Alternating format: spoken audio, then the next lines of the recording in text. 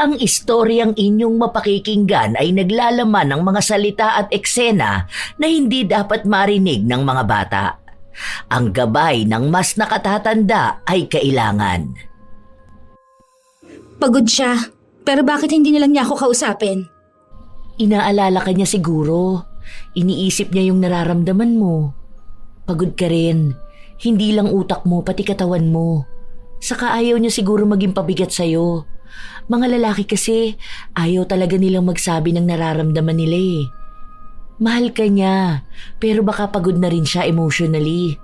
Parang kailangan din nila ng pahinga. Minsan kasi, ito base lang naman to sa napansin ko. Kapag babae ka tapos nagkaroon ka na ng anak, maraming magbabago sa'yo. Sa career mo, sa pangarap mo, sa katawan mo, sa sarili mo, sa pananaw mo sa buhay. Iniisip ng lahat na laging lugi ang babae kapag nagkaroon na siya ng anak kasi hindi na siya tulad ng dati. Habang yung lalaki malaya lang, walang nagbabago sa kanila. Pero para sa akin, meron ding nagbabago sa kanila. Nagiging mas matured sila, ibig sabihin nun lumalalim din yung iniisip nila, yung responsibilidad nila, yung pressure. Kaya dapat hindi lang babae ang iniintindi, pati na rin yung lalaki. Pero hindi ko naman sinabi na hindi valid yung nararamdaman mo. Ang inaano ko, isipin mo rin kung bakit ganun ang asawa mo. Intindihin mo. Para naman din yun sa pagsasama ninyong dalawa. Sa ganung paraan, nagtatagal ang relasyon. Sa pag-unawa kahit parehas na kayong pagod. May mga taong manloloko na hindi agad nakikita. Nadadaan sa matatamis na salita at mga pag-aalaga na hindi mo pagdududahan. Pero bawat pagtatago at pagbibigay ng sakit sa iba, magdudulot ito ng malupit na hinanakit at matinding kapalit. Ano kaya ang kahahantungan ng lahat? Magiging payapa ba ang pagsasama o patuloy na magbabayad sa pagkakasalang ginawa? Sabi, wala ka pa rin bang boyfriend? Nakakagulat ka naman, te. Akala ko naman kung anong sasabihin mo. Bigla ka ba namang nanahimik dyan eh? May niisip ka na pala. Para kang sinatita kung magtanong kailan ako mag-aasawa. Wala lang, naisip ko lang. Kasi ikaw na lang ang walang asawa sa inyong magkakapatid. Wala pa akong nakikilala na maayos, te. Yung dati kong BF, wala naman yung kwenta.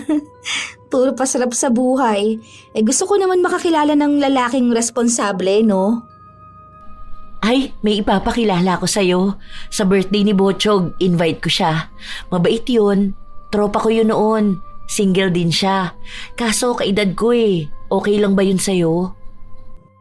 Mas okay nga yun, te. Mas matanda, mas matured. Kesa naman sa mas bata kaedad ko puro sinungaling. Ayan, sakto. Feeling ko magugustuhan mo rin yun. Mabait siya eh. Pogi, maalaga, tapos family-oriented din yun. Tapos engineer yun.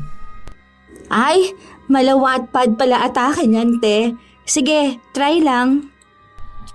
Pinapunta nga ni Pauline ang kaibigan niya noong unang kaarawan ng anak niya. Doon nagsimula ang pagmamahalan ni Nasabi at Jason.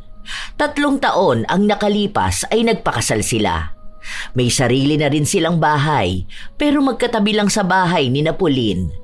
May lupa kasi si Sabi doon, at yun na lang ang naisipan nilang gamitin para magpatayo ng sarili nilang bahay. Ayaw rin kasing malayo ni Sabi sa mga magulang niyang nakatira lang sa kabilang bahay. Isang araw, habang nasa bahay si Sabi, pumunta ang kanyang hipag kasama ang anak nito. Ay, ang batsyong namin na yan. Ang cute naman yan Halika nga rito kay Tita Ganda. Naku, kanina pa yan gusto magpunta rito. Hanap niya rin si Tito Pogi niya raw. Naghamit ko na nga yan eh. Ang sabi ko magpupunta kami kay Tito Pogi at Tita Ganda niya. Basta ubusin niya yung pagkain niya. Ayun, inubos naman niya. Mabait na bata rin eh. Parang dito ng bahay niya. Natatawa ako. Di ba nga kagabi dito siya natulog tapos nagising na siya sa bahay? Sabi niya kung paano raw nangyari yun. Sabi niya kung may superpowers daw ba siya. Ang kulit talaga nito. Kulang na lang parang siya na yung anak namin. Kadidikit sa Tito Pogi niya, nagiging magkahawig na sila. Eh kailan ba naman daw kasi siya magkakaroon ng kalaro? Yung kalaro niya dun sa iba niyang tito, ayun bibihira niya lang makita. Wala pa nga te, bumubuo pa rin kasi. Pero parang hindi pa siguro ngayon ang panahon. Pero sana ngayong taon magkaroon na.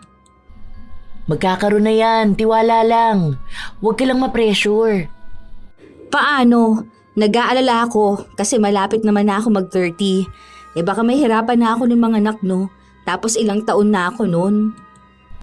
Ano ka ba? 27 ka pa lang naman. Malayo pa yan. Hindi naman siguro aabot ng ilang taon bago kayo magkaroon ng anak, di ba? Kalma ka lang dyan. Ako nga 29 nung nagkaroon ng anak. Pwede pa yan. Sana nga talaga. Nasaan pala si Jason? Parang hindi ko siya nakikita simula kahapon. Nasa Batangas ngayon. May inaayos silang project. Siguro mga 3 days siya doon. Ah, so mag-isa ka lang pala talaga rito. Oo, te. Parehas din kasi kaming busy. Minsan siya yung wala. Minsan naman ako. Tulad next week, nasa Vietnam naman ako. Kailangan kasi sa work ko. Kaya naman pala hindi kayo gaanong nakakabuo eh. Paano? Lagi naman kayong busy. Paano kaya kung mag-leave muna kayo sa mga work nyo? Tapos mag-honeymoon ulit kayo. Yung hindi kasi kayo stressed. Tapos magpatingin ka sa OB mo para alam mo paano kayo makakabuo. Yan na nga yung sabi ko sa kanya, te. Sabi niya next month na raw pagbalik ko rin. Unahin nyo na muna yan. Naku, baka maging busy kayo lalo. Baka hindi kayo makabuo.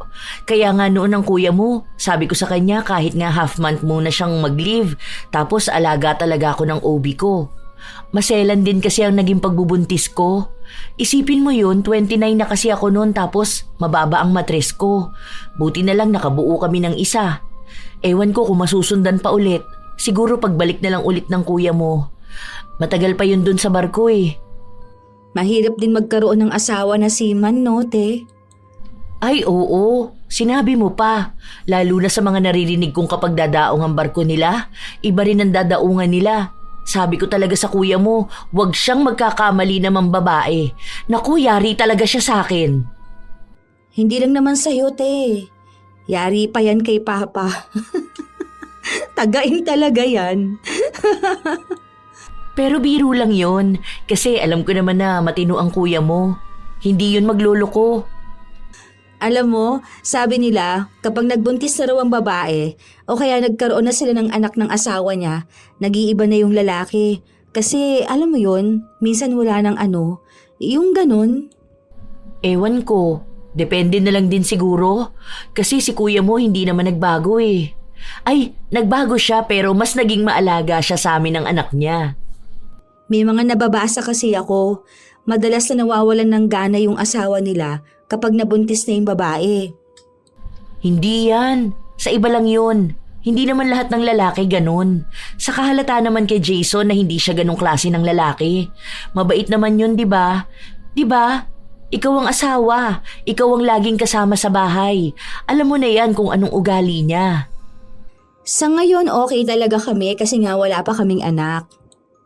Mas titibay ang relasyon nyo niyan kapag may anak na kayo. Magtiwala ka lang. May kung ano-anong naiisip si Sabi, pero hindi na lang niya pinapansin ang mga yon.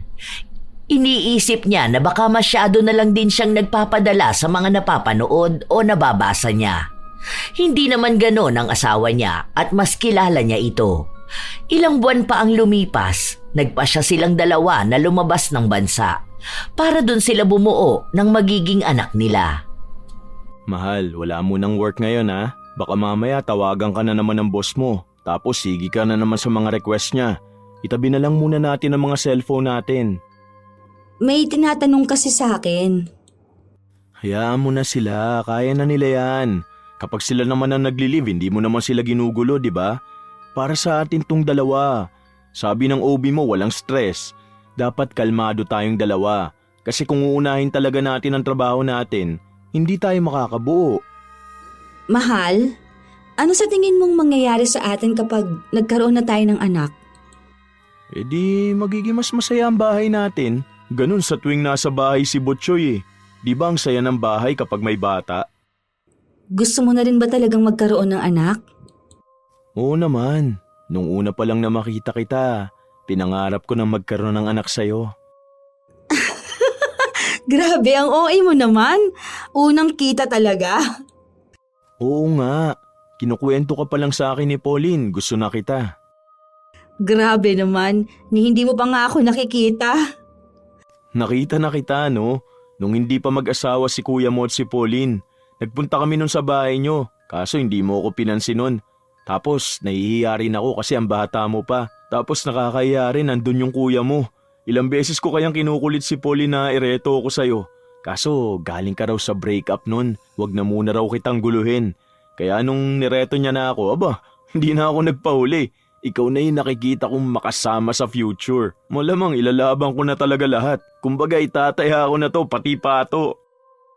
So, anong nagustuhan mo sa akin? Lahat. Maganda lahat sa'yo. Minahal kita sa kung ano o sino ka. Hindi ko maipaliwanag eh. Basta alam ko lang sa sarili ko na mahal kita. Ang sabi kasi nila, kapag daw nagtagal na ang mag-asawa o kaya may anak na sila, nagbabago na ang pakikitungo ng isang lalaki. Yung iba nagiging better, yung iba naman nawawala na ng gana sa asawa nila. Doon na raw nagsisimula na magloko ang isang lalaki. Ginaya mo naman ako sa mga kumag na yun. Bakit naman ako maglolo ko sa babaeng mahal ko? Sa asawa ko o sa anak ko? Baliw na ako nun. Magpapasaksak na lang ako kung maglolo ko pa ako. Hindi mo ba alam na kayamanan sa aming mga seryosong lalaki kapag masaya at healthy ang pamilya namin? Salamat, mahal. Hindi ko maipapangako na magiging perpekto kong ama at asawa. Pero sisikapin kong maging mabuti. Naniniwala naman ako sa'yo. Naging masaya ang bawat gabi nila. Parehas nilang pinagsasaluhan ang kanilang pagmamahalan. Hanggang sa lumipas ang mga araw at linggo, dumating ang magandang balita na matagal na nilang inaasam. Buntis nga ako, mahal. Grabe, ito na yun.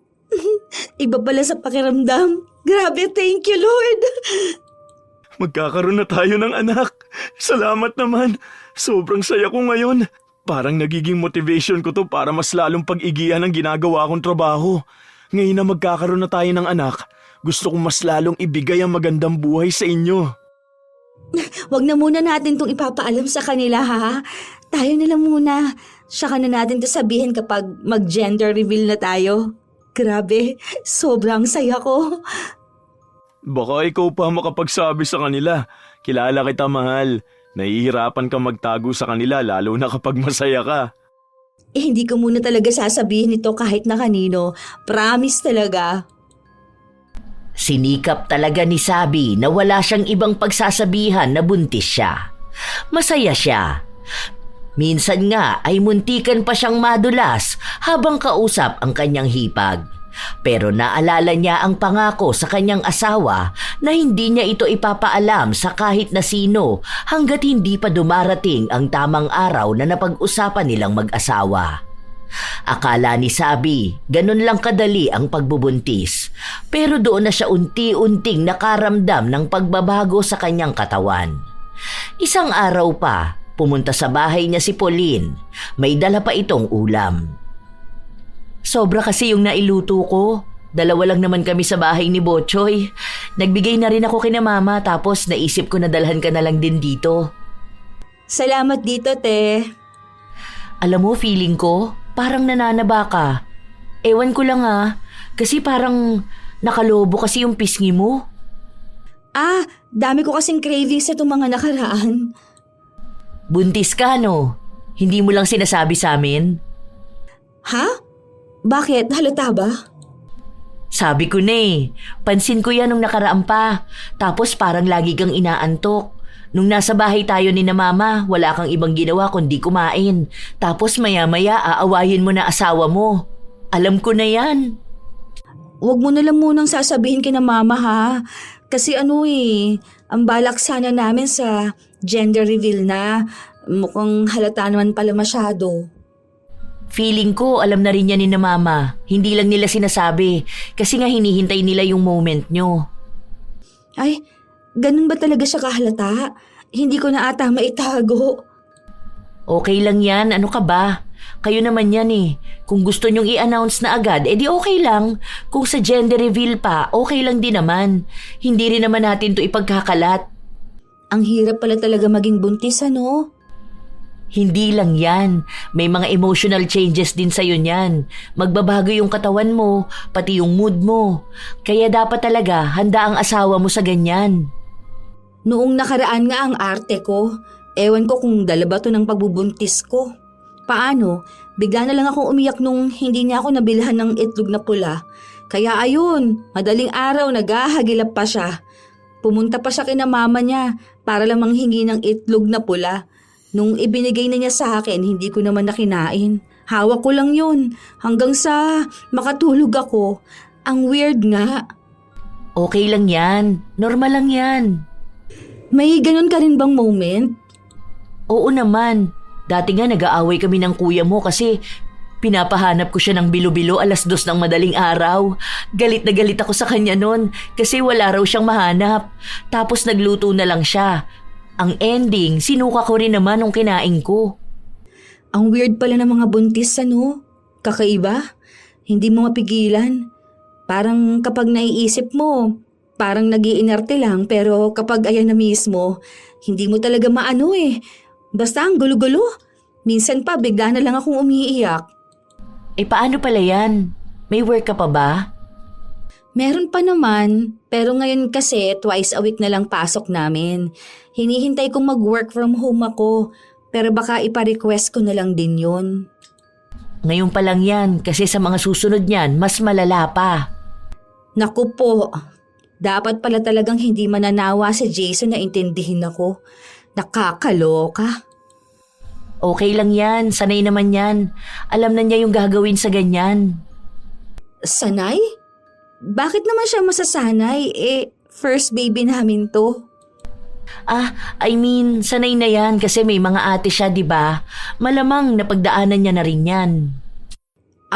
Sa bagay. Kasi yung ate niya sa kanila tumira nung buntis eh. Sige na, magpahinga ka na pala. Congrats ha, masaya ako para sa inyong dalawa. Totoo nga ang sinabi ni Pauline dahil habang tumatagal, lalong nagiging kakaiba ang pakiramdam ni Sabi. Minsan pa, hindi lang siya ang apektado, maging ang kanyang asawa. Isang gabi, magkasama silang dalawa, nanunood sila ng mga cute na aso nang bigla na lang umiyak si Sabi. Oh, bakit ka umiiyak? Anong meron? Ang cute kaya ng mga aso. May naalala ka ba? Bakit ang cute nila? Hindi ko rin alam. Basta naiiyak na lang ako. Nakakagulat ka naman. Halika nga rito. Hug mo na lang ako. Ayaw mo na ba sa akin? Ha? Anong pinagsasasabi mo? Siyempre naman, love na love pa rin kita. Kung love mo ako, bakit hindi ka umiiyak sa aso? Ha? Iiyak din ba dapat ako? Hindi mo na ako mahal. Ayaw mo na sa akin. Doon ka na. Oo na, sige na, ito na, iiyak na rin ako. Nakakaiyak naman yan. Bakit ba ang cute-cute na mga aso? Hindi naman ganyan umiyak. Wala kang luha eh. Umiyak ka. Ginawa na lang ni Jason ang lahat para may mailabas na luha ang mga mata niya. Matapos nun, bigla na lang ding nakatulog ang kanyang asawa. Kinabukasan naman, galit na galit si Sabi. Naguguluhan na ako. Bakit nagagalit ka naman ngayon?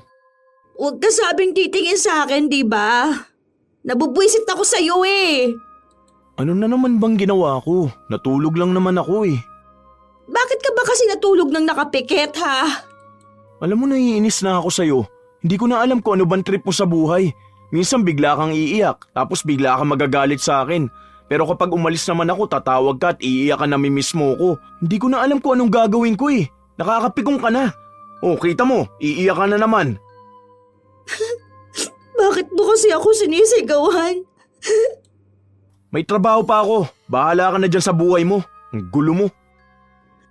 Ilang araw na hindi nagpakita sa kanya si Jason. Panay siya tawag sa asawa dahil gusto na niya itong makita. Pero sinabi lang sa kanya na may proyekto ito sa kabilang bayan, kaya isang linggo siyang mawawala. Doon na nagsimula na manlamig ang relasyon nila.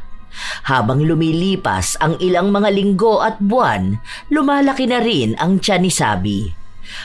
Paminsan-minsan na lang siyang inaatake ng kung ano sa emosyon niya.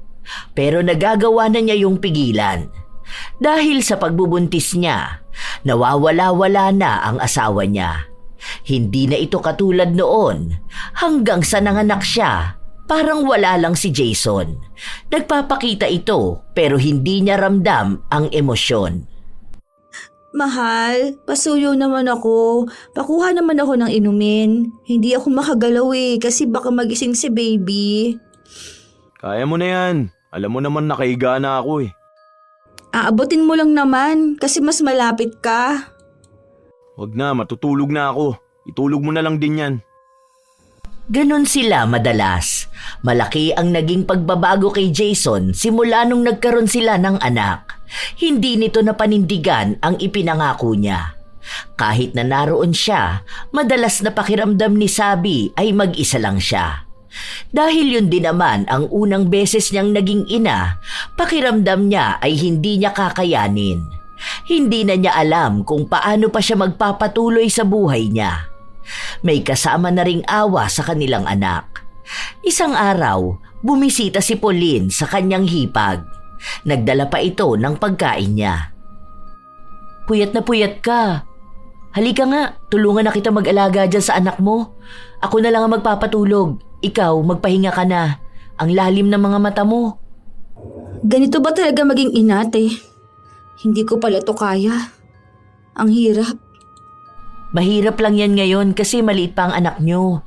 Nag-a-adjust din ang katawan at emosyon mo. Mahirap pero masaya maging ina. Hayaan mo, tutulungan ka naman namin. Mag-chat ka naman kasi sa amin kung kailangan mo ng tulong. Andyan lang sina mama oh. Galing nga dito si mama. Kaso nahihiya naman ako sa kanila. May asawa na ako tapos sa kanila pa rin ba ako aasa? Maiintindihan ka naman nila, ano ka ba? Alam ni mama yan kung gaano kahirap maging first time mom. Naranasan na rin niya yun. Ang hirap, te. Huwag mo na lang to sasabihin sa iba ha. Kasi feeling ko iba na sa akin si Jason. Anong iba? Bakit? Nagtatalo ba kayo palagi? Kasi alam mo yung parang andyan siya pero wala siya. Yung magkatabi kaming natutulog pero wala siyang pakialam sa akin. Tapos kapag umiiyak ako, ni hindi man lang niya ako pinapatahan. Feeling ko talaga hindi na niya ako mahal eh. Ito na siguro yung sinasabi nilang malaking pagbabago sa isang lalaki at sa isang babae kapag nagkaroon na ng anak. Kasi hindi lang sa asawa pati sa sarili nagkakaproblema. Baka hindi na niya ako mahal dahil nga sa may anak na kami. O dahil ba sa katawan ko, sa itsura ko, o dahil hindi ko na naibibigay yung kailangan niya. Ewan ko, te. Ang gulo. Ang hirap. Baka naman kasi pagod din siya. Alam mo, dapat iintindihin din natin ang mga asawa natin. Malamang nape-pressure din siya bilang lalaki. Malamang siya ang bubuhay ng pamilya niyo eh. Sa kanya manggagaling yung kung anong mangyayari sa future niyo. Hindi na lang kasi ikaw yung iintindihin niya eh. May bata na. May pangangailangan na kayong dalawa. Kaya nape-pressure siya sa kung anong gagawin niya. Lalaki sila pero tao rin naman sila. Valid naman din siguro yung nararamdaman nilang pagod, di ba? Pagod siya. Pero bakit hindi lang niya ako kausapin? Inaalala ka rin niya siguro. Iniisip niya yung nararamdaman mo. Pagod ka rin. Hindi lang utak mo, pati katawan mo. Saka ayaw niya siguro maging pabigat sa'yo. Mga lalaki kasi ayaw talaga nilang magsabi ng nararamdaman nila eh. Mahal ka niya, pero baka pagod na rin siya emotionally. Parang kailangan din nila ng pahinga. Minsan kasi, ito base lang naman to sa napansin ko. Kapag babae ka tapos nagkaroon ka ng anak, maraming magbabago sa'yo.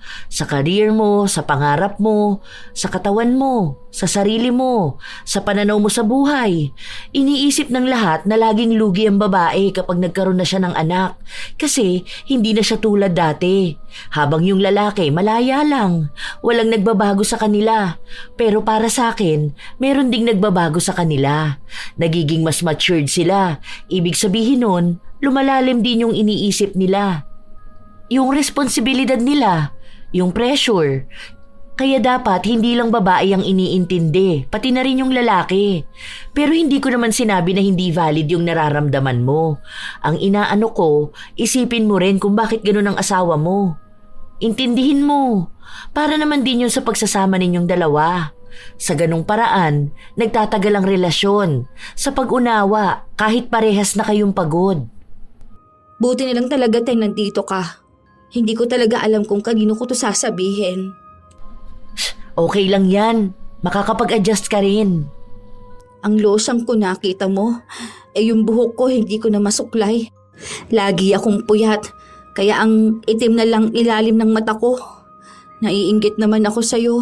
Sobrang fresh mo talaga, tapos laging ang ganda mo. Malaki na kasi ang anak ko kaya nakakapag-ayos na ako. Kapag lumaki naman na rin yung anak mo, babalik ka na rin sa dati mong ganda, no? Huwag ka lang pakastress masyado. Sinubukan na lang ni Sabi na intindihin ang kanyang asawa. Pero palala ng palala ang paglayo ng damdamin nito sa kanya. Kung noong wala pa silang anak ay maalaga ito sa kanya, ngayon kahit pagkain ay hindi na siya inaalok. Kapag nanghihingi siya ng pabor, palagi na lang may dahilan. Mas gusto pa nga ni Jason na nasa trabaho siya kaysa nasa bahay nila. Si Sabi na ang gumagawa ng paraan para lang manumbalik ang relasyon nila, pero walang nangyayari. Hanggang sa isang araw, bigla na lang siyang kinutuban. Kauuwi lang din noon ni Jason galing sa isang linggo niyang trabaho sa malayo. Bakit ngayon ka lang? Di ba dapat kagabi ka pa nakauwi? Nag-hotel ako. Hindi ko na kaya mag-drive pa uwi. Hindi mo na kaya? Baka may iba kang kinita. Bahala ka dyan. Huwag mo akong kausapin kung puro ka na lang ganyan.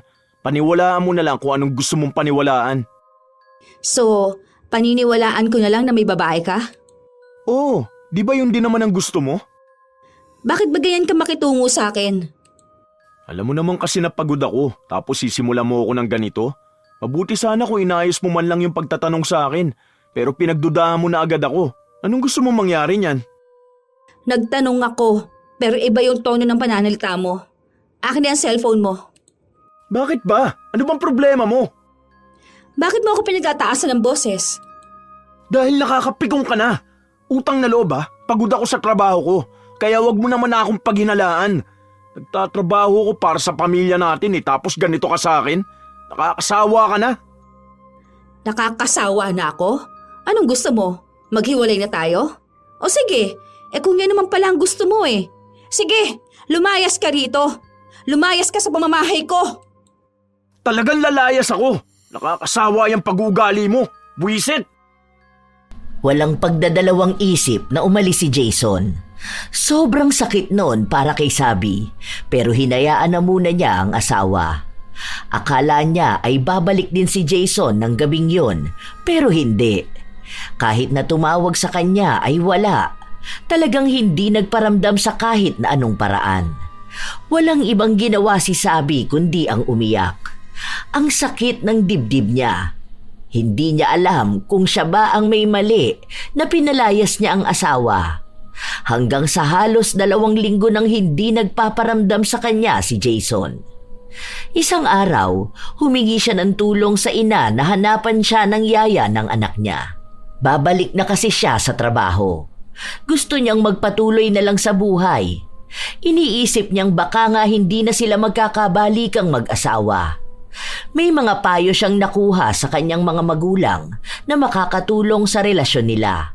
Pero hindi na siya umaasa pang magiging maayos silang mag-asawa. Bilang ina, iintindihin na lang ni Sabi ang kanyang anak. Pwede naman na rin siyang makabalik sa trabaho kahit na 5 buwan pa lang ang nakalilipas simula nung nanganak siya. Pinayagan naman siya sa trabaho, lalo pa 3 araw lang naman sa 1 linggo ang pasok niya. Hindi kasi siya naaprubahan na magtrabaho sa bahay dahil nakuha na ng kasama niya ang posisyon para doon. 1 linggo na simula nung bumalik siya sa trabaho, saka lang ulit nagpakita sa kanya ang asawa. Anong ginagawa mo rito sa bahay? Sorry na. Ayusin na natin tong relasyon natin. Ilang buwan kang walang paramdam, tapos uuwi ka at sasabihin mong sorry? Sorry lang? Ano bang gusto mo? Bibilan na lang kita ng pagkain. Yung paborito mong pagkain. Nagpapatawa ka ba? Tingin mo ba hindi ko yan kayang bilhin? Lahat ng kailangan ko at kailangan ng anak ko, mabibili ko. Intindihin mo naman ako. Napagod ako. Na-pressure ako. Yun ang paraan mo para magpahinga. Yung takbuhan ng responsibilidad mo. Ikaw lang yung pagod. Sino ba yung walang tulog palagi? Sino ba sa atin yung hirap na hirap ang katawan? Pero nakita mo ba ako nagreklamo? Bigla na lang ba akong nawala? Tapos babalik ako dahil nakapagpahinga na ako sa malayo?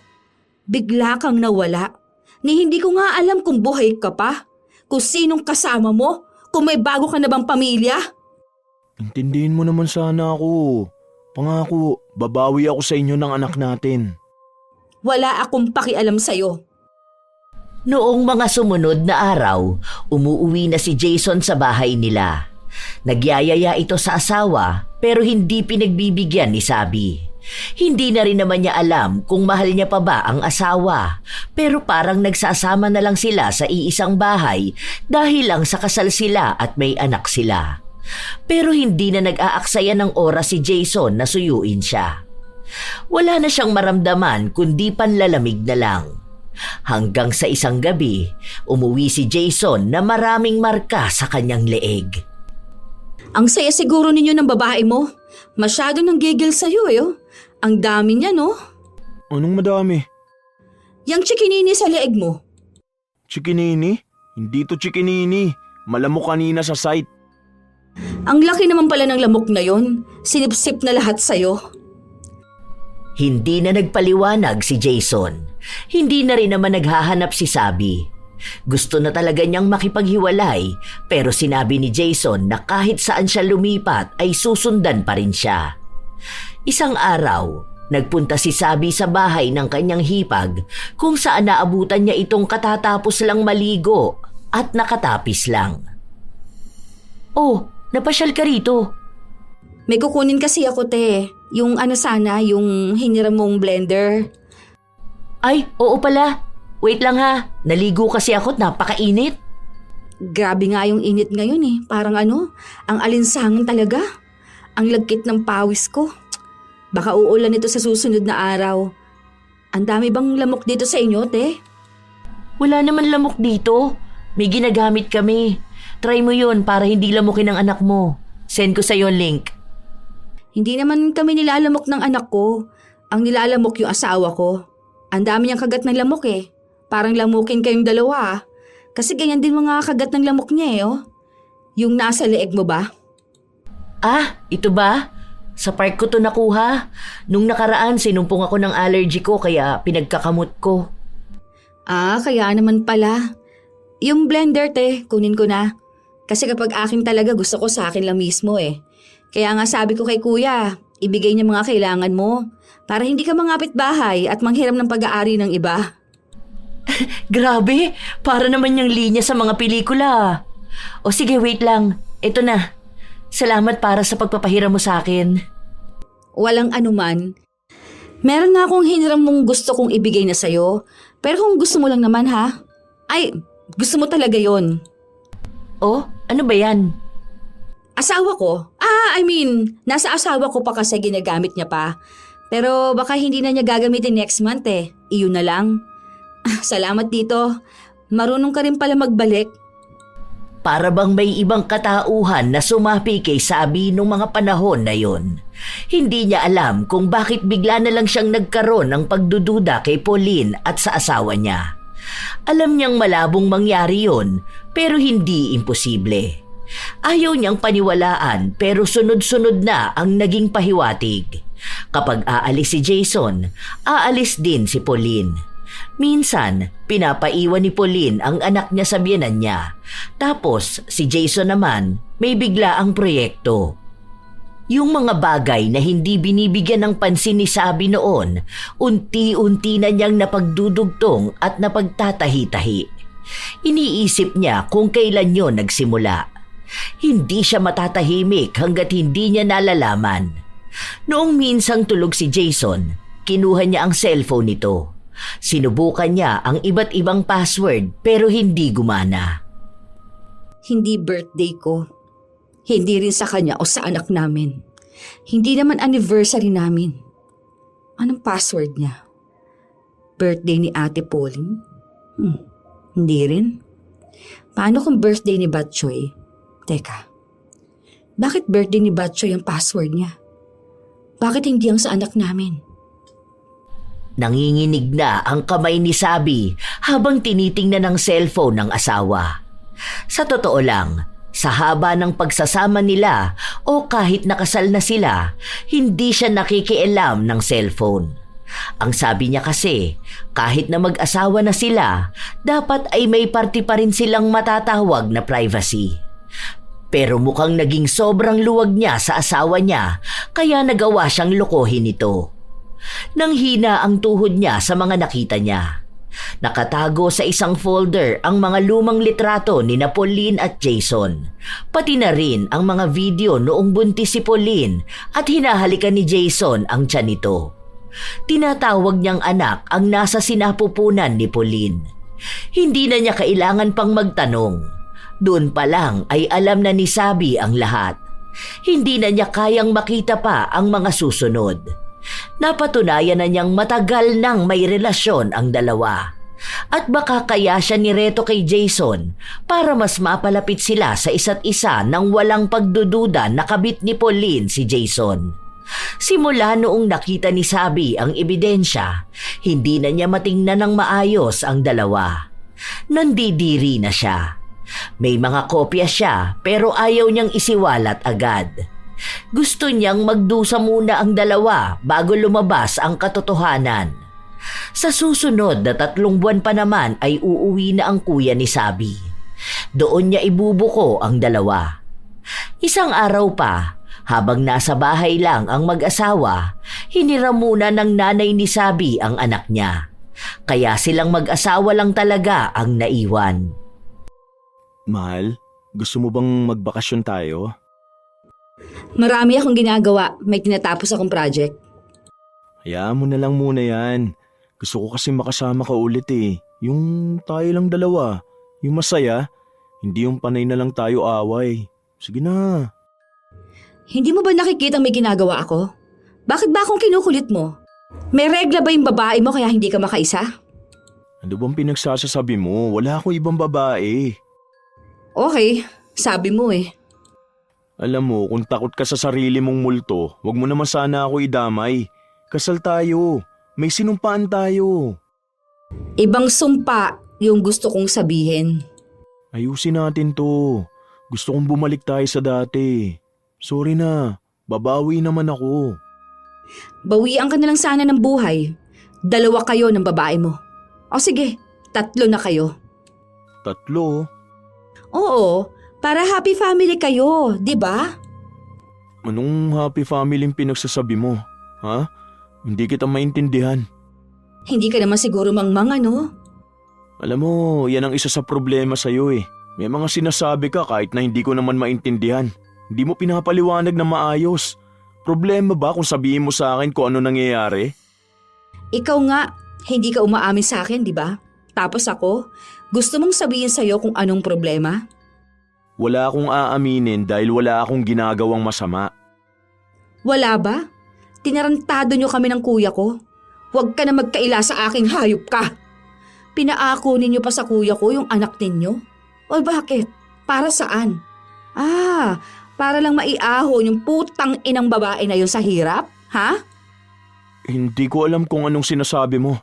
Huwag mo kami sinisiraan. Talaga ba? O bakit namumutla ka na ngayon?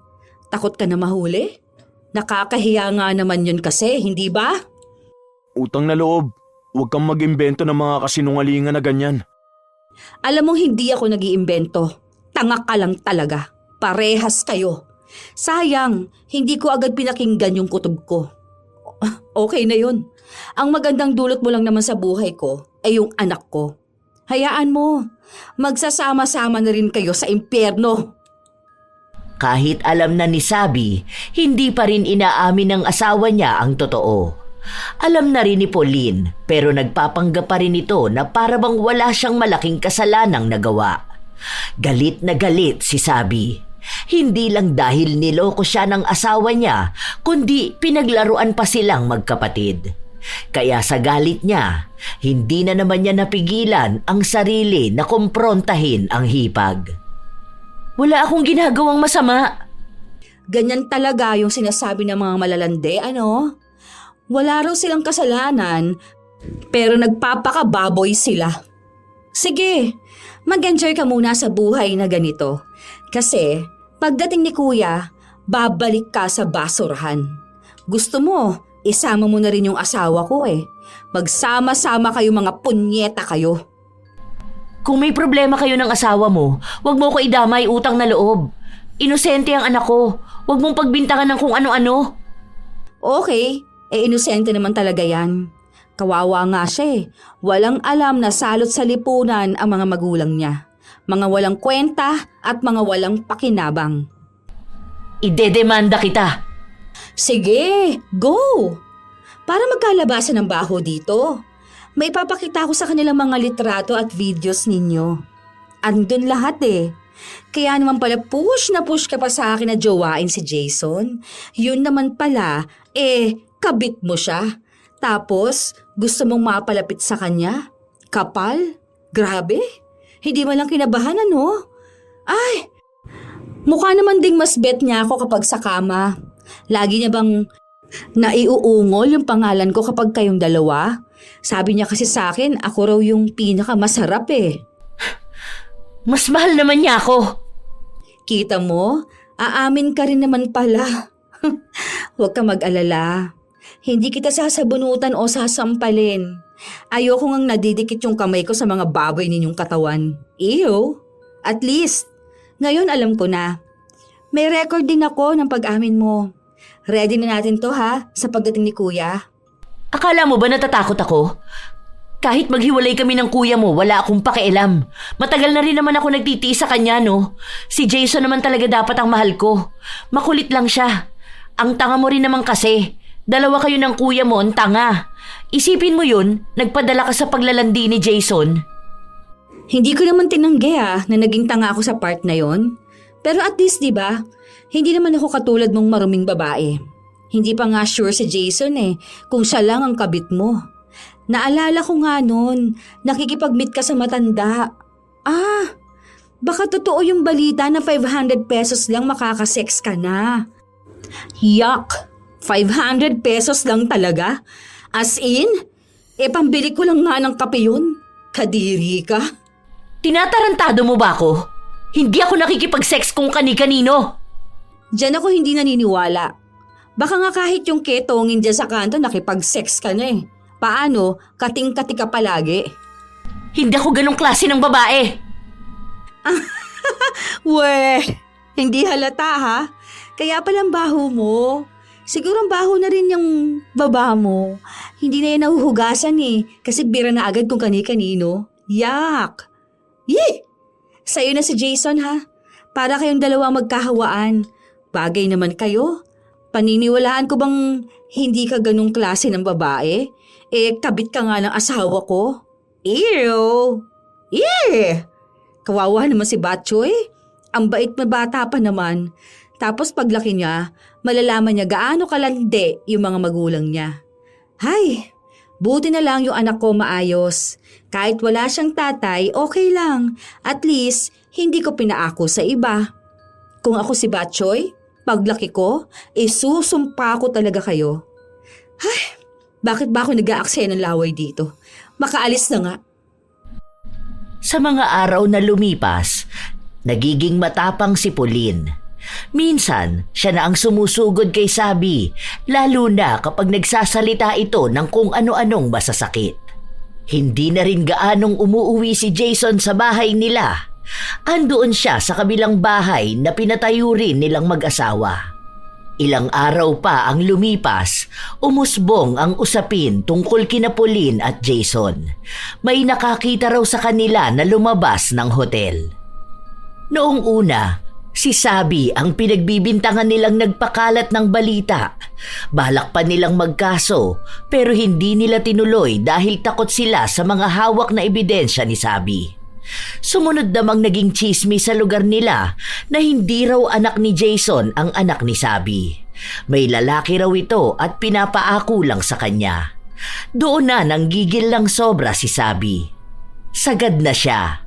Umabot na siya sa sukdulan na naisipan na niyang ipakulam ang dalawa. Sige na, ituloy mo na yan. Gusto ko yung sobrang paghihirap nila. Yung malala, yung maging sila, magmamakaawa na lang na patayin sila. Walang kapatawaran. Wala akong pakialam kahit pabalikan ako ng karma. Basta ang gusto ko, mahirapan sila. Galit na lang ang namumutawi sa dibdib ni Sabi. Wala na ang dating babae na mabilis magpatawad. Gusto na niyang makita na nagdurusa ang mga taong nanloko sa kanya at sa kuya niya. Igaganti niya rin ang anak niya. Mabilis namang umepekto ang kulam dahil buong buo sa kalooban at puso ni Sabi ang ritual na pinagawa niya. Sinabi niya na kahit pa magkita-kita sila sa impyerno, wala siyang pakialam. Nung nagkasakit si Jason, umuwi ito sa kanya para magpaalaga. Ang anak nila, pinaalagaan na muna ni Sabi sa kanyang mga magulang. Sobrang sakit. Ayoko na. Hindi ko na alam kung ano masakit sa akin. Parang bawat parte na lang ng katawan ko. Anong gusto mong gawin ko? Hindi mo man lang ba ako aasikasuhin? Wow, talaga ba? Damahin mo yung sakit na yan, hoy. Nung ako nga nanganak, pinabayaan mo ko eh. Nagpapakasaya ka doon sa babae mo. Tapos ngayon gusto mo na naghihirap ka? Ako naman na mag-aalaga sa'yo. Utot mo. Wala kang puso. Pare-pareho lang tayong tatlo na walang puso. Walang kaluluwa. Mga maiitim ang budhi. Ano bang akala mo sa akin? Martir? Huy, hindi na yun uso ngayon. Pinabalik lang kita dito dahil gusto kong makita kung paano ka nagdurusa. Hindi na para alagaan ka. Kung kailan pang nagiging okay na ako, kung kailan lumalaki na ang anak ko, magpapaka-stress ako sa'yo. Hindi ako butihing misis sa manlolokong asawa. Deserve nyo yan. Napasigaw na lang si Jason dahil sa sakit na nararamdaman niya. Hindi mawari. Kahit saan ay may masakit sa kanya. Nagpunta na nga sila ng ospital pero hindi naman siya nagamot. Sinadya talaga ni Sabi na dalhin silang dalawa sa ospital para maturukan sila ng gamot. Kapag ganun pa naman, hindi na sila gagaling. Hindi na mababawi ang kulam. Hindi na rin magagawa ng paraan ang albularyo. Hanggang sa dumating na rin ang kuya ni Pauline. Hindi pa nagbabahagi ng balita si Sabi, pinalayas na agad ang kanyang hipag. May kumakalat palang masiselang litrato ni Pauline. Hindi nila alam kung kanino yun galing, pero si Sabi na ang pinagbibintangan ng dalawa. Siya lang naman daw ang may motibo na gawin yun. Buisit kang babae ka! Ikaw ang dahilan kaya ganito ako! Sinira mo pa ang reputasyon ko! Ang sakit ng katawan ko! Parang namamanhid! Parang ang daming tumutusok na karayom sa akin! Aray ko! Hindi ako nagpakalat nun. Baka sa mga pinagsendal mo. Bakit ko sa skandal mo? Hindi ko nga yun napanood. Kahit na magkaso ka at imbestigahan ako, wala silang makikita na kahit na ano sa akin. Hindi ka man lang naawa para sa akin, para sa anak ko. Wala kang puso.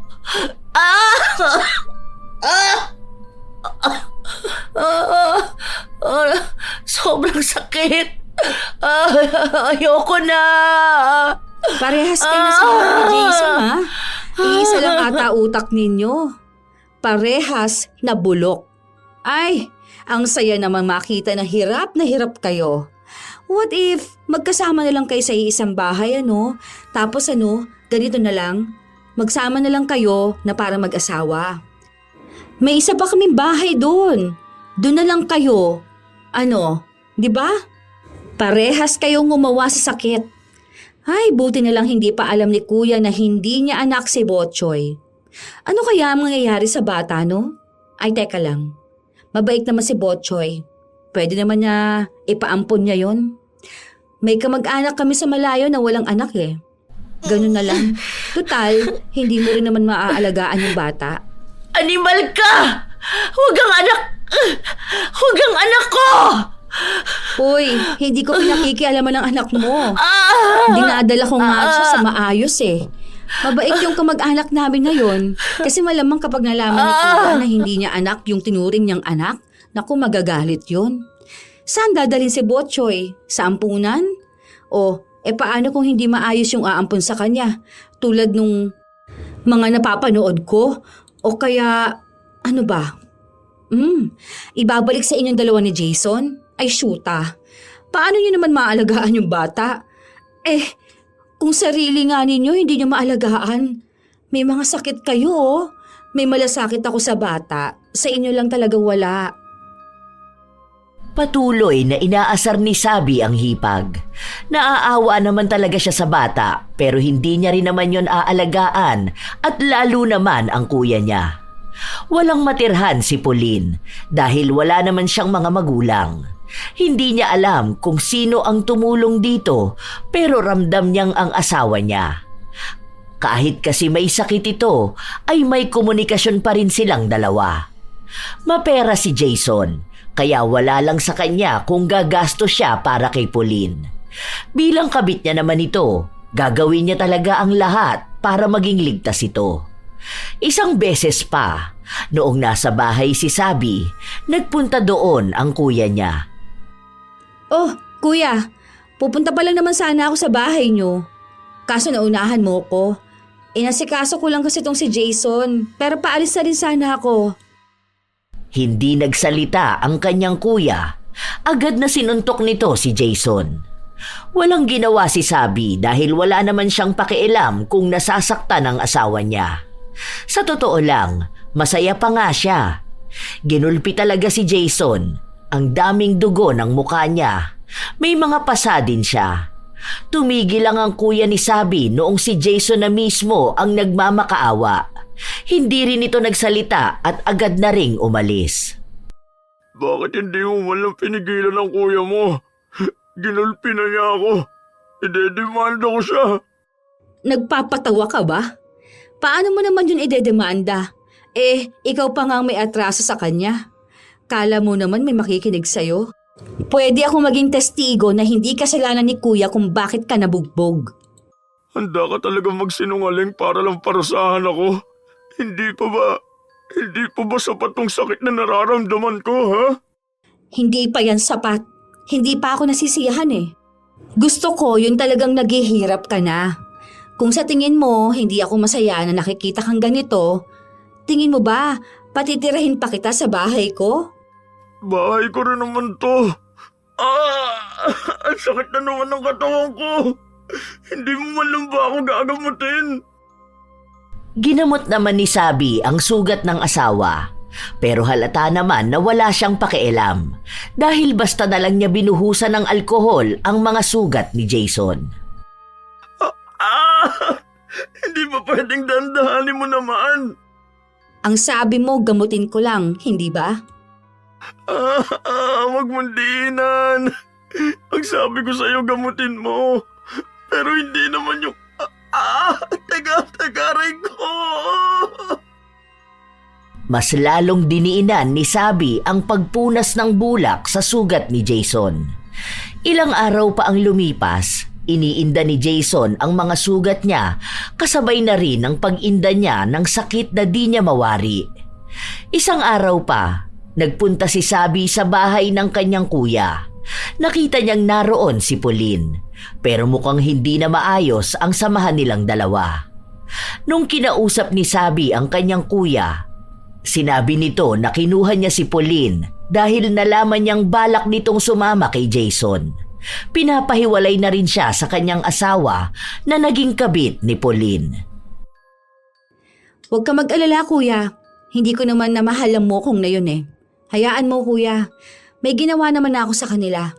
Itong ganti ko para to sa atin. Dahil kahit na anong mangyari, apektado tayong dalawa. Kaya galit ako sa kanila.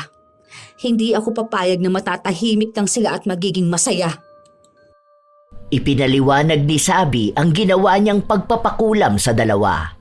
Alam na raw niyang niloloko lang sila ng mga asawa nila, kaya siya na lang ang gumanti. Huwag na lang daw itong ipaalam sa iba.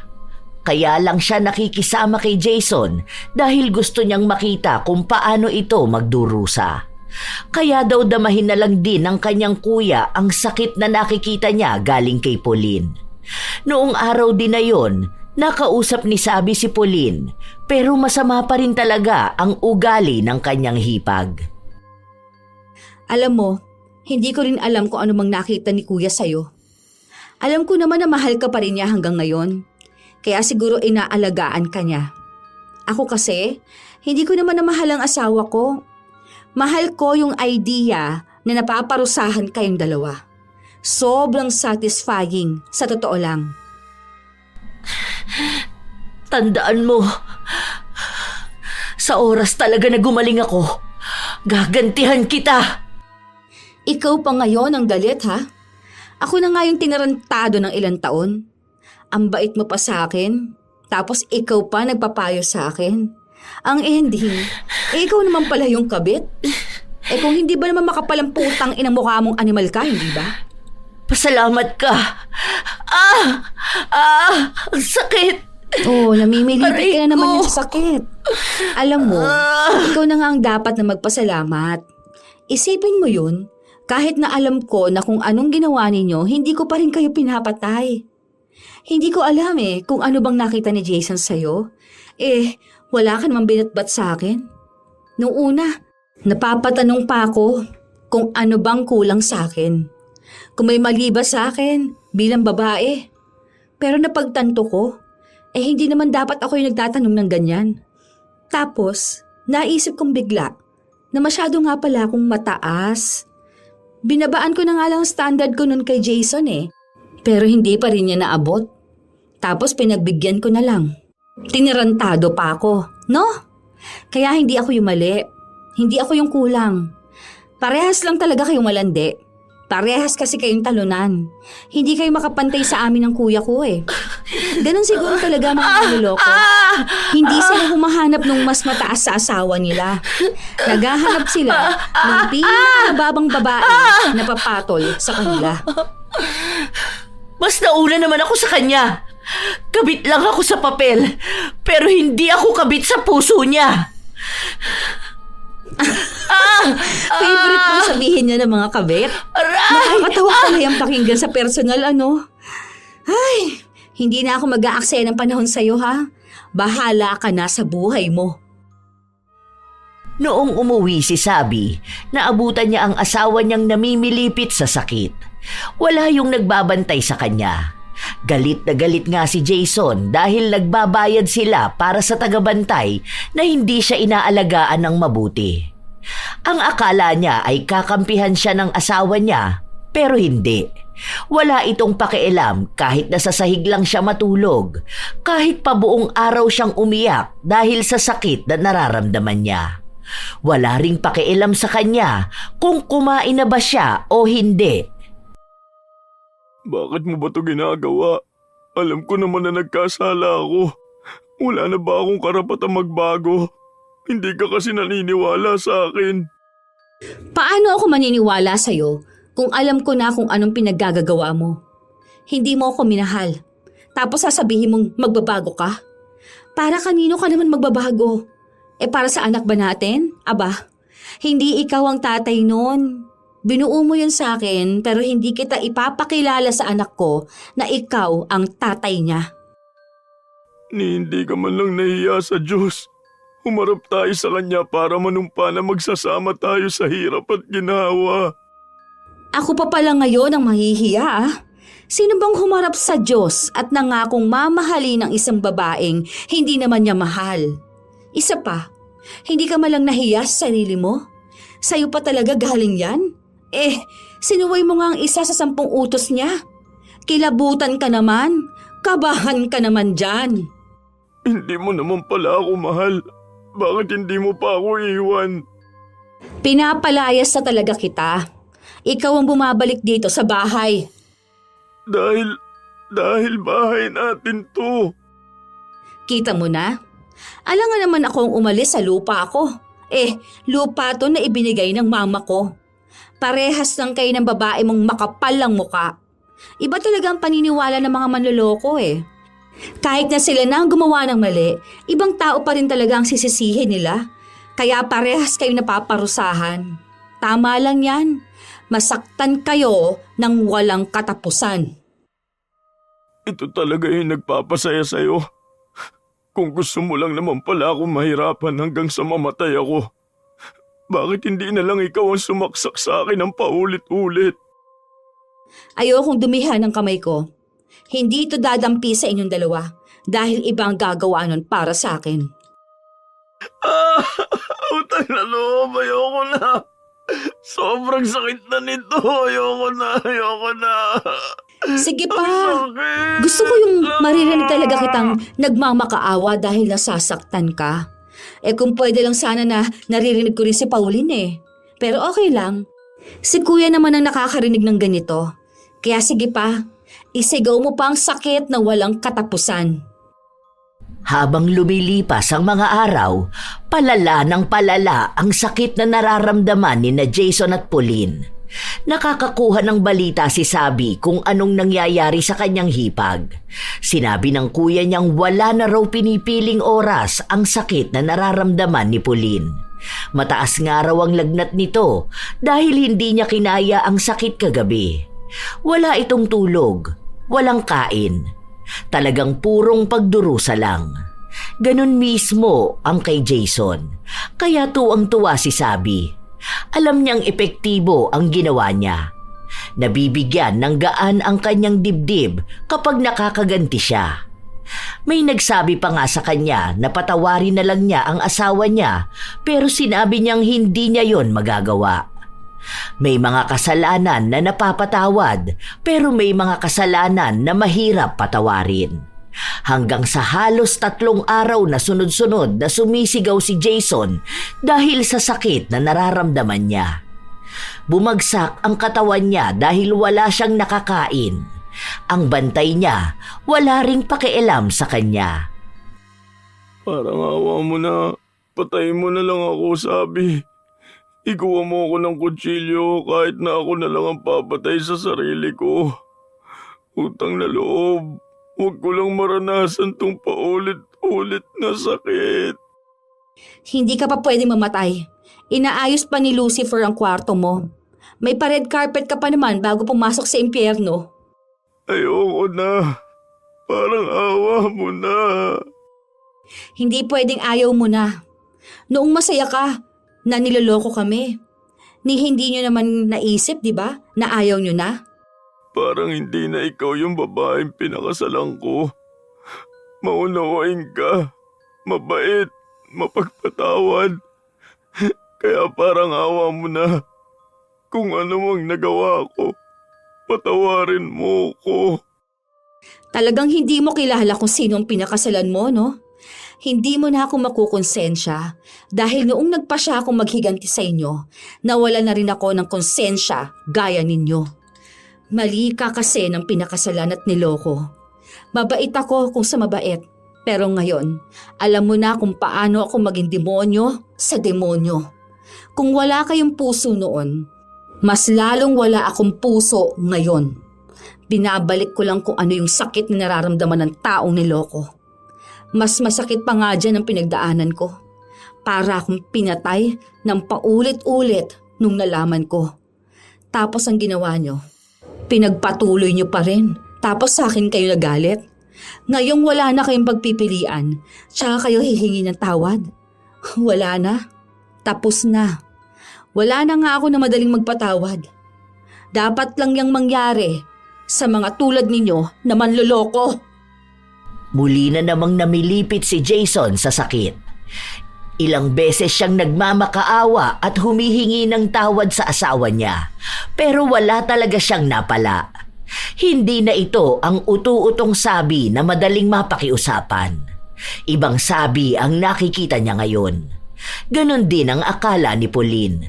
Akala niya ay mapapatawad siya ni Sabi. Noong dumalaw kasi si Sabi sa bahay ng kanyang kuya, kinausap siya ng hipag. Ano ba yan? Pinag-isipan nyo ni Jason? Iisa ata ang script na gamit nyo, no? Kasi parehas kayo nagmamakaawa at humihingi ng tawad eh. Totoo na talaga to. Gusto ko na rin makabawi sa kuya mo. Miss na miss ko na rin ang anak ko eh. Gusto ko na ulit magkaroon ng masayang pamilya. Masayang pamilya? Oh, hindi naman anak ni kuya yung anak ninyo ni Jason. Mabait si kuya, kaya hindi niya magantihan yung bata. Tapos napamahal na rin siya. Hayaan mo na yan. Para naman maipakita ko kay kuya na talagang nakakaganti na siya. Kahit wala siyang ginawa. Walang kapatawaran to eh. Ginago niyo ko. Kami ni kuya. Maniwala ka man sa akin o hindi. Mahal ka ng asawa mo. Doon ako sa hindi ako naniniwala. Kaya wag mo na akong anuhin. Hindi mo na ako mauutot eh. Hindi ko na yan pakikinggan, no? Nireto mo sa akin yung kabit mo. Angas mo dun, husay. O tapos kayo hihingi ka ng tawad. Kapag nakakita ka na lang ng kulay orange na uwak, magpapatawad talaga ako. Totoo ang sinasabi ko. Hindi lang masabi sa'yo ng asawa mo. Kaya makinig ka na lang. Magkapatawaran na tayo. Balik tayo sa kung ano tayo noon.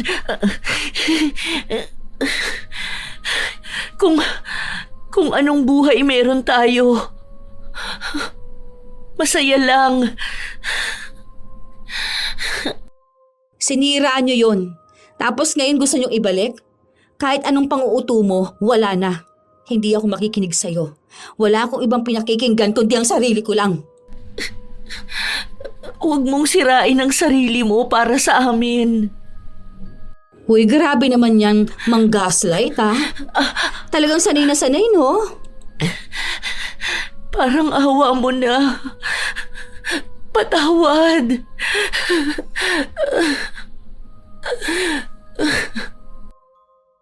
Kahit hirap na si Pauline, lumuhod siya sa harapan ni Sabi. Halos handa na rin itong halikan siya sa paa, basta hilingin lang ito ni Sabi.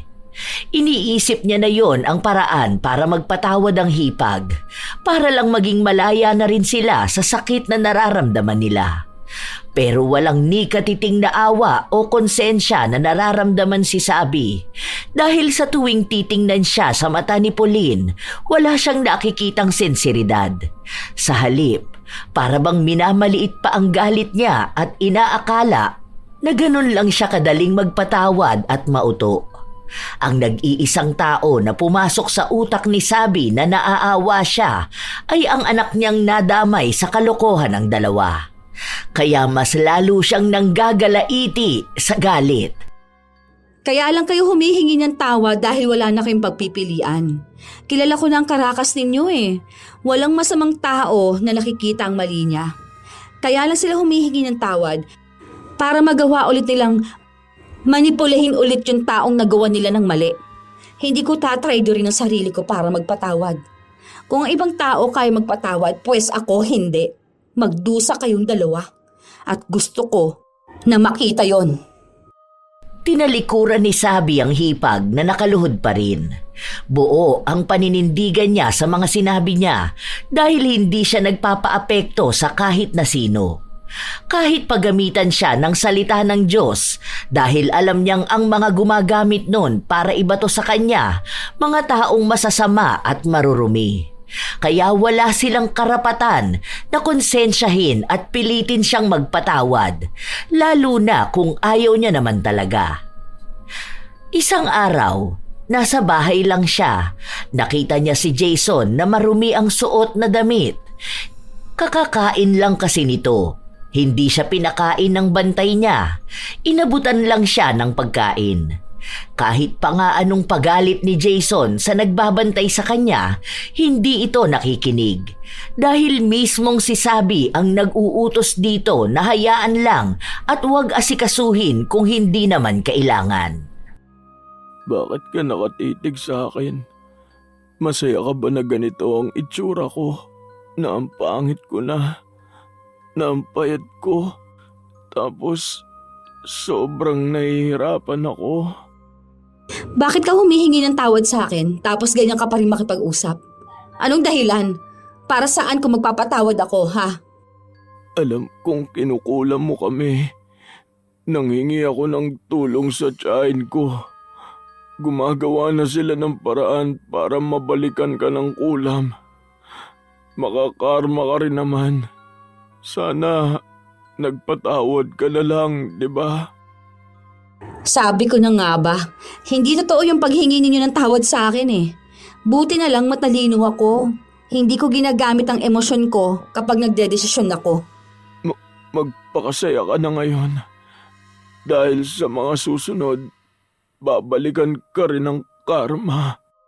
Okay lang, at least nakaganti ako sa inyo. Kung alam ko lang na kaya mo tong gawin, hindi na ikaw ang pinakasalan ko. Okay lang din, kasi ako rin naman. Parehas lang tayo nagsisi sa kasal na to. Siguro iisa lang ang hindi ko pinagsisihan, yung anak ko. Hayaan mo na. Kung babalikan ako niyang sinasabi mong karma, edi okay lang din. Hindi naman na rin mawawala yung sakit ninyo eh. Buo ang kumpiyansa ni Sabi na hindi magagamot ng albularyo ang dalawa. Kung sakali man na mababalikan siya ng kulam o kaya ay ipakukulam siya ng kung sino man, wala na siyang pakialam doon. Dahil nakita naman niya sa sarili niya kung paano niya naparusahan ang dalawang tao na nanakit sa kanya.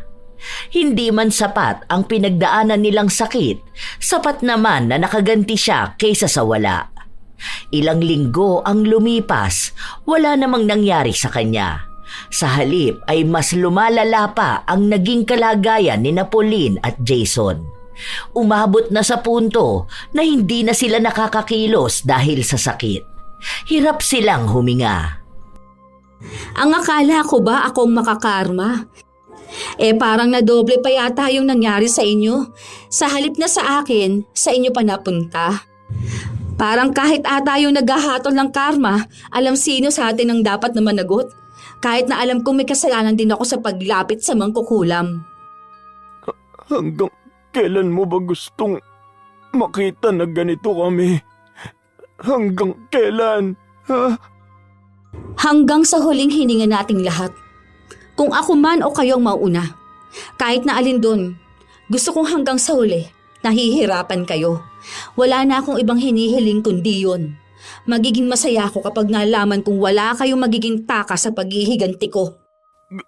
Ganyan talaga? Ilang beses na kaming humingi ng tawad. Hindi mo magawang magpatawad. Paulit-ulit na lang tayo. Sinabi ko na sa inyong hindi ako magpapatawad ng mga taong hindi naman totoo sa mga sinasabi nila. Itaga mo yan sa bato. Ilang beses kayong humingi ng tawad sa akin, pero ramdam kong hindi yun totoo. Hindi ako tanga at hindi ako manhid. Hindi niyo ba talaga ramdam kung gaano ako kagalit na galit sa inyo, ha? Hindi pa ba halata para paniwalain ang sarili ninyo na madadala ninyo ako sa paningin niyo sorry? Kahit na para na lang sa anak natin. Sige na, ipapangako na namin at titigil na kami. Iiwas na ako kay Pauline kapag gumaling na ako. Hindi na ako magloloko. Mamahalin na kita ng totoo. Lalayo tayo. Magbabagong buhay ako. Ipapakita ko sa'yo na totoo na to. Wala akong nakikitang sinseridad. Alam mo kung ano na lang ang gagawin ko? Kami na lang ng anak kong lalayo at ipaaalam ko sa kanyang patay na ang tatay niya. Kailan ko lang din napagtanto na hindi ka naman talaga namin kailangan. Iiwan mo ko ng ganito. Kung iiwan mo lang din naman pala ako, bakit hindi mo pa ako hayaan na maging maayos? Yung hindi ganito na hirap ako. Paano ko naman bubuhayin ang sarili ko niyan? Hindi ko na kasalanan yun. Bahala ka na sa buhay mo. Basta aalis kami. Ibebenta ko na rin tong lupa ko. Babayaran kita para sa parte mo sa bahay. Pero yun na lang yun. Wala ka na maririnig na kahit na ano mula sa akin. Huwag namang ganitong klase ng parusa. Kahit naiwan mo na lang ako, huwag mo naman akong pahirapan. Hindi. Gusto ko yung ganyang parusa eh. Para makita mo kung ano yung mali mo. Para magsisi ka habang buhay. Yung palagi mong sisisihin ng sarili mo sa anumang pinagdaraanan mo. Yung mapapasabi ka na kung mauulit lang ang panahon, hindi mo na gagawin yung kaparehas na kasalanang nagawa mo ngayon. Hindi kita patatawarin kahit na mamatay ako. Ganito nakatigas ang puso ko. Dahil alam ko namang hindi ka malulungkot kapag nawala ako at ang anak ko. Kapag gumaling ka, magiging malaya ka lang. Guguluhin mo lang ang buhay ng ibang tao. Kaya tama na yan, para sagad sa kaluluwa ang parusa. Ilang beses pang nagmakaawa si Jason pero hindi na siya pinakinggan pa ni Sabi. Buo na ang loob niyang iiwan ang asawa at titira sila ng anak niya sa ibang lugar kung saan hindi sila madaling makikita ni Jason, maging kahit pa sinong kamag-anak nito. Umalis nga si Abby, kasunod naman nun ang pagbebenta ng bahay nila. Malaking pera ang ibinigay niya kay Jason pero hindi naman makakilo si Jason kaya wala ring halaga ang pera. Tumira ito sa lansangan ayon sa mga nagbalita kay Sabi. May kamag-anak naman daw na kumuha kay Jason pero nung naubos na ang pera niya ay pinabayaan na lang din siya nito. Patuloy pa rin ang sakit na nararamdaman niya.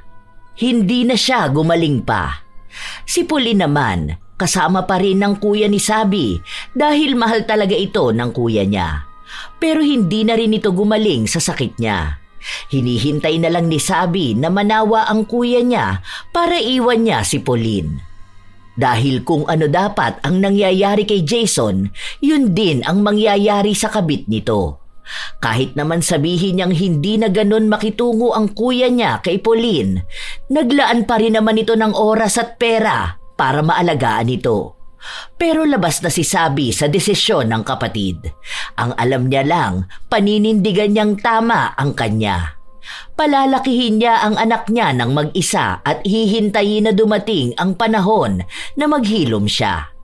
Baka sa pagkakataon na yon ay makapagpatawad na siya.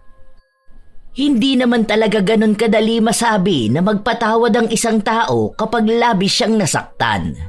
Iba-iba naman ang desisyon ng bawat isa sa kanilang buhay.